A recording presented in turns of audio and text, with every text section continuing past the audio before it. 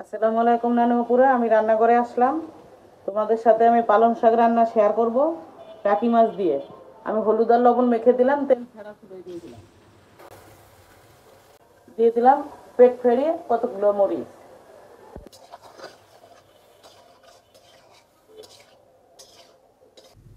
নানুপুরা, এরকম তুই রোজা রেখে যদি পাতলা খাবার খাওয়া যায়, পাতলা ঝোল বা ভাজি, পেরিপারা পেটের কোনো প্রবলেম হয় না।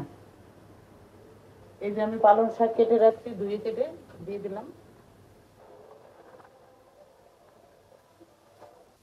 নানুপুরা, কালো কড়াইতে রান্না করতেছি। আমি রান্না করে করে কালো বানাইছি, আর কেউ রান্না করিনি। আমি 3 মুঠা শাক নিয়েছি, আধা কেজি টাকি মাছ নিয়েছি। দেখো আমি কেমন করে রান্না করি। নানুপুরা, আমি শাকটা উল্টাই দিচ্ছি।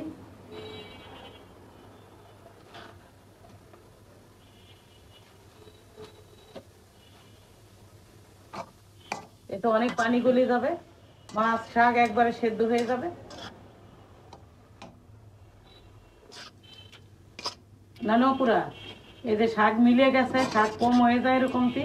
শাকও বেশি ছিল না, 3 মুঠা শাক ছোট ছোট। এখন আমি তেলে দিব। আমি নামাই নিলাম, চুলোটা বন্ধ করে দেই। নানুপুরা, আমি এখন তেল দিয়ে দিলাম। আমি কড়াইটা ধুই নাই, একটু পোড়া পোড়া ঘ্রাণ হলে কড়াইতে যে লাগিয়েছে না, তাহলে বেশি মজা লাগে। এটা আমার গুরুর শিক্ষা, এসব রান্না আমার শাশুড়ি শিখেছে। পিস দিয়ে দিলাম। নানুপুরা, এই যে রসুনও দিয়ে দিচ্ছি, একসাথে কাটিয়ে রাখছি আমি। এই যে দেখো, আমি চাউলের গুঁড়ি একটু পানি ভিতরে দিয়ে গুলাই নিছি। এটারে আমার শাশুড়ি মা বলতো গাভী, পালং শাকের টাকি মাছ দিয়ে গাভী রান্না, তারপরে বলতো ঘন্ট রান্না। এখন আমার ছেলে মেয়েরাও খুব পছন্দ করে খায়, ওদের জন্য একেবারে একটা পছন্দের খাবার, নাম করা খানা। এখন শীত আসলে এটা যতদিন পালং শাক থাকবে, খালি বলতেই থাকবে যে দাদির মতো রান্না করো, দাদি যেমন ভাজি করতো ওরকম করো। এখন আমি শাকগুলো দিয়ে দিব। এখন দিয়ে দিব আমি এটার এবার ফিটেলি বলে, ফিটেলিও বলে। উনি অনেক নাম বলতো, এটা আমার জানা ছিল না আগে।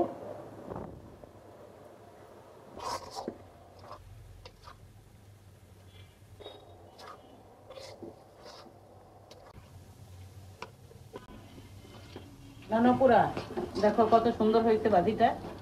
আমার চ্যানেলটা ভালো লাগলে, আমার রান্না ভালো লাগলে সাবস্ক্রাইব করবা, শেয়ার কমেন্ট করবা, আমার সাথে থাকবা। আমার নানুপুরা, আমার দাদু ভাইরা, আমার ভালো বাচ্চারা,